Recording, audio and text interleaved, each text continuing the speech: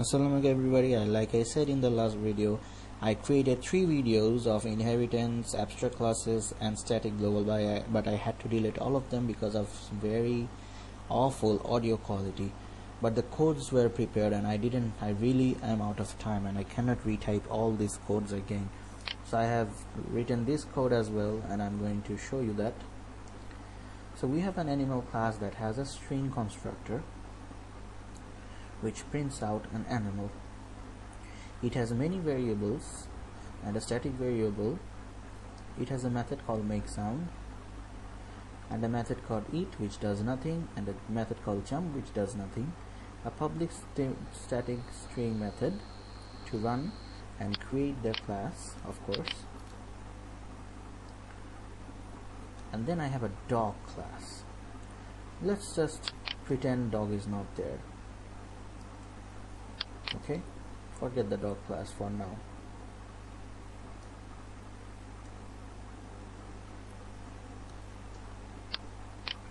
And this is completely unnecessary.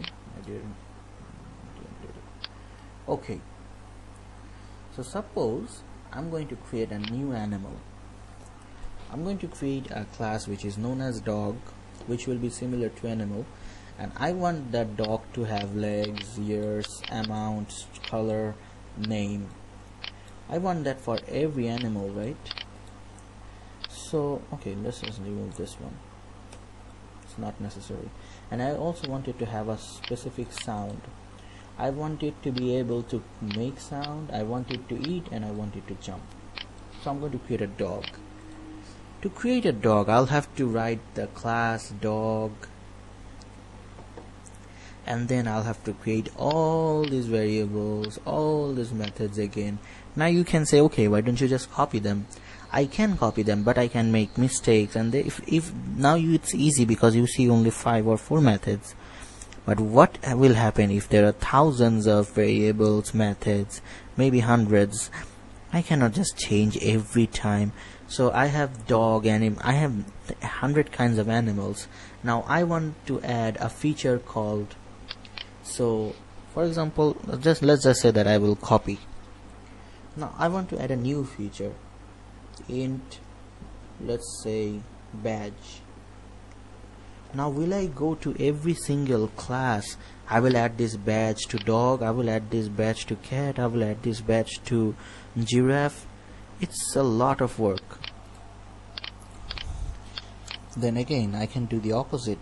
I want to remove this variable called amount from all animals. Now will I go out of my way to go to dog, remove amount, go to cat, remove amount? You know it's impossible. If there are hundreds and 200s, going to each of them once and changing amount, adding badge, that's just too much of work. And how will I keep track that I have added and removed from all? So these are the problems that will come if I want to create a parent of a single class. That's when inheritance comes. Okay, so class dog extends animal. You use the word extends. The word extends is the thing that you're going to do over here.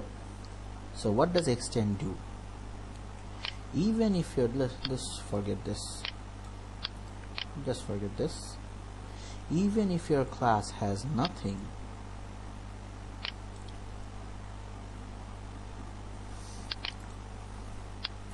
you'll still be able to create a new class.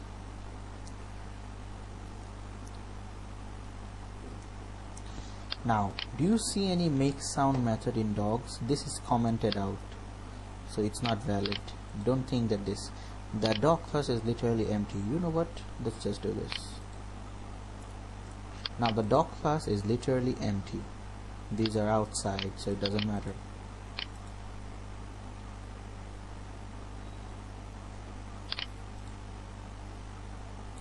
I think I messed up somewhere. Public static void, it's okay. Hey, there it is. Okay. Now what?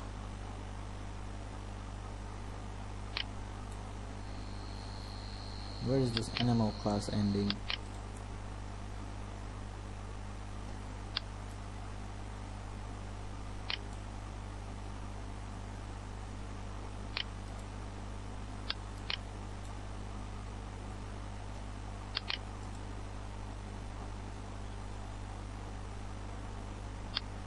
Oh, that error is okay.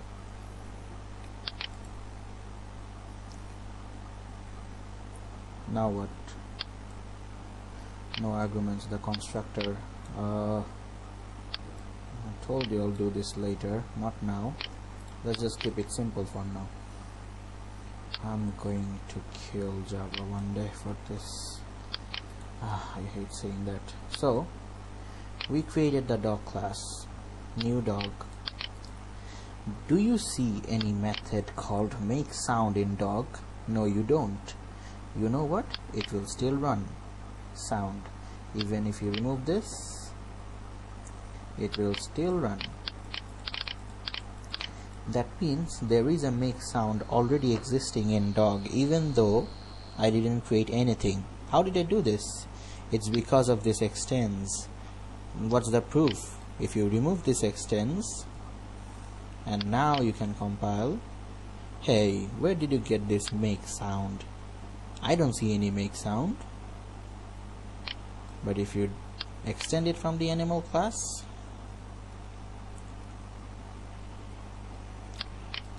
oh, that's where you got it. Okay. That means every single thing you see over here exists in the dog class. You want a proof? So how about running jump?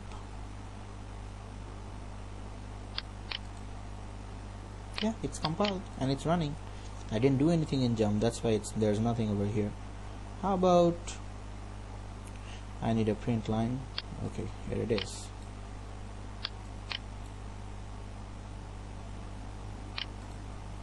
How about there's a sound in dog? Let me just print out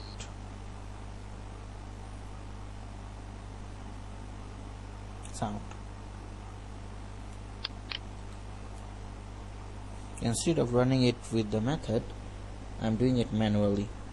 So is there a sound variable in dog? Dog is actually empty, but since I extended this, there is a sound which is the same as this one. Now you can say, okay, now let me become creative. I want dog to have different sound, different name, and everything differently. So to do that, we restore everything back to normal, and let's just uncomment this. Let me show you what I did over here. I created legs equal to 4 because I know dog has 4 legs. I changed the sound to bark, and now I'm making a method called void make sound, but I'm not going to do this now.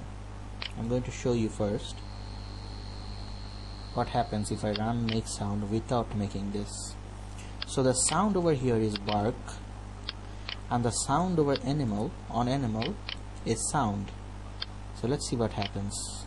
So this should print bark, right?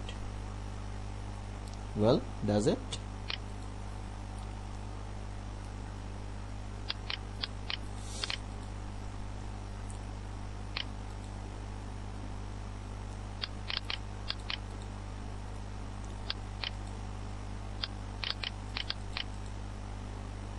Oops, it doesn't. d.makeSound is printing this sound. Why on earth is that happening? Because all these variables exist over here, and the d.makeSound I imported is actually this method, and then this sound is being printed. To make sure that I have a method that rounds my own sound, I need to make my own make sound method. Here it is. Now I have my own sound.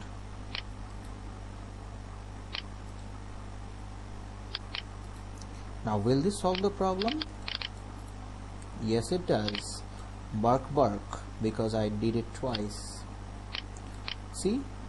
So to make sure that the variables in your subclass is running. Okay, by the way, the one that extends is called a subclass, and one that gives inheritance is the superclass. You inherit from a superclass.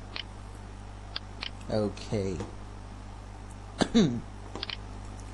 Brother, I want to do something. Yes, brother. I want you to run the sound that already exists on the animal class, and I also want you to run bark. Can you do that? Sure.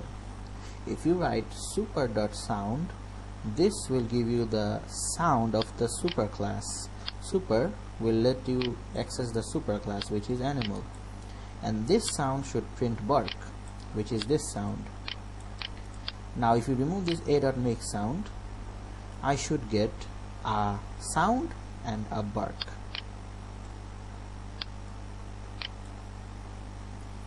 Now I should get a blah and a bark. Here's the blah and here's the bark.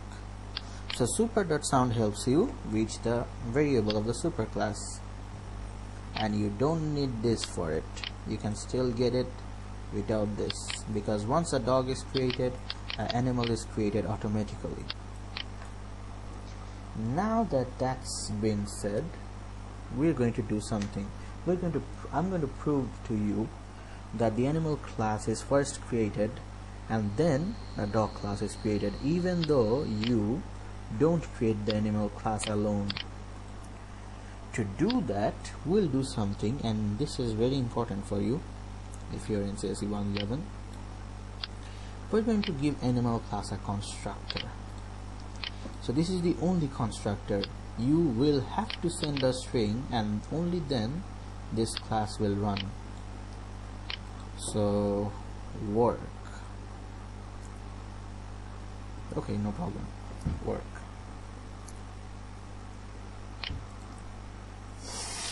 Now dog class extends animal class, but I created the constructor in the animal class.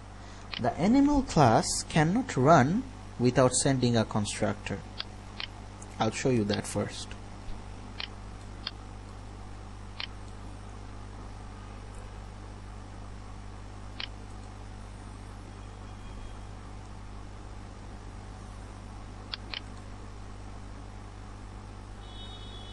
This will compile.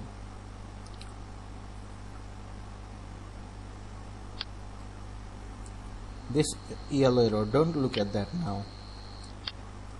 Let's just, you know what, let's just comment it out. I want to show you something, so I'm commenting this out for now. Okay, as long as you have this work, it's working fine. If you remove this work and compile, there's an error. You cannot create the animal class without the constructor, without sending a string to the constructor. So to compile, you have to do this. Now to my point. Okay, I have created the dog class. Now I didn't create the animal class, I just created the dog class. So I don't need to send something to the animal constructor, because I'm creating the dog class. The animal class cannot run without this constructor, but I'm not running the animal class. So even if I remove this, okay, this should compile, right? Oh, it doesn't. There's an error. Okay, maybe if I remove this, then that should solve the issue. No, it doesn't. It's the same thing. This is actually, now you have to believe me that once you have created the dog class, actually you have to create the animal. Without your permission, Java creates the animal class first. But for the animal class to be created, it needs to send something to this constructor and satisfy this. How do you do that? You can only do that in one way.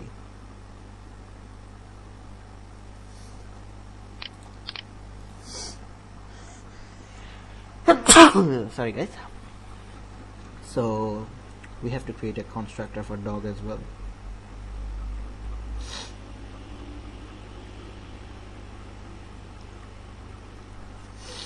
And remember that super I have here? You need to use that super to connect with the animal class and then send a string over there. Work. Will this solve the issue? Yes, it will. Now your dog class is created perfectly. No, maybe it's because of this. Okay, how about we remove this and compile again? It doesn't matter, it still works because I did it. I satisfied the constructor of the animal class. Animal constructor.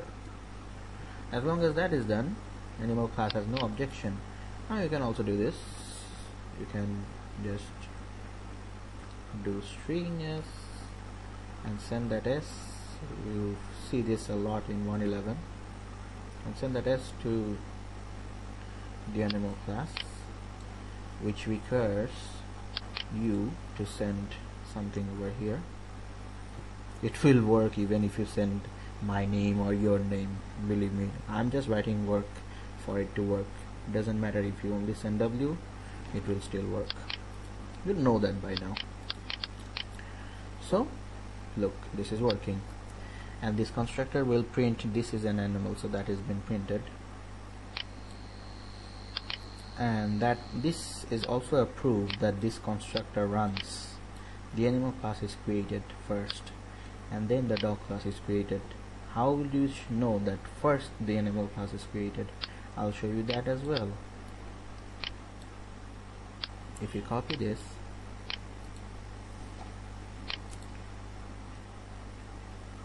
and run this over here, let's see who's created first. Yep, the animal class is created first. Okay, what if I do this? What if I print this over here? No, you cannot do that, because if you do that, then I don't know what's this. No, I cannot let that happen. No, try again. No, I cannot. Look at this error. Call to super must be the first statement in constructor, so you cannot do this. There are some rules of inheritance, you have to apply that. Now they're fine, and now it's working fine. So that's all for inheritance, folks. I hope you can try out many things, try methods, try doing stuff, and have some experiments with the inheritance class. And that's all for inheritance. Happy surviving. In the next class the next video will be the last video, inshallah. We'll be dealing with inheritance and abstract classes. Until then, see ya.